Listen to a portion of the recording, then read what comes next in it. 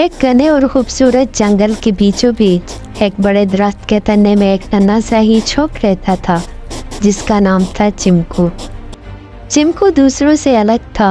उसकी आंखें बड़ी बड़ी चमकती हुई जैसे रात के सितारे। चिमकू को परिंदों के गाने सुनना, हवा में पत्तों का झूमना देखना और छोटे जानवरों से दोस्ती करना बहुत पसंद था। मगर उसकी एक ख़ास ख्वाहिश थी। वो दुनिया के सबसे बहादुर हिंचोक बनना चाहता था।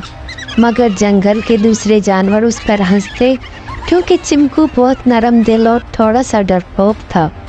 एक दिन जंगल में हबड़ फैली के जादुई फूल जो सिर्फ साल में एक बार खिलता है, करीब ही एक पहाड़ी के ऊपर खिलने वाला है।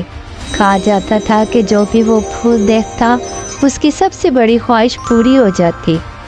चिमकू ने फैसला किया कि वो उस फूल को देखेगा, चाहे रास्ता कितना ही मुश्किल क्यों न हो। सफ़र आसान न था। उसे गहरी नदी पार करनी पड़ी, घने कांटों से गुजरना पड़ा और एक उड़ती चमगादड़ से भी बचना पड़ा। लेकिन हर बार जब वो डरता वो खुद से कहता, मैं बहादुर हूँ क्योंकि मेरा दिल साफ है। आखिरकार चिमकू फूल तक पहुँचा। वो फूल सुनहरी रोशनी बिखेर रहा था और उसके इर्द गिर्द खुशबू फैली हुई थी जो हर थके दिल को सुकून दे देती। चिमकू ने आंखें बंद की और अपनी ख्वाहिश मांगी। मैं चाहता हूँ कि सब जानवरों को दिखा सकूँ कि बहादुरी सिर्फ ताकत में नहीं बल्कि दिल के हौसले में होती है।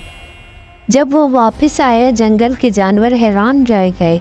अब वो पहले से ज़्यादा पुरइत्तेमाद और मुस्कुराता था।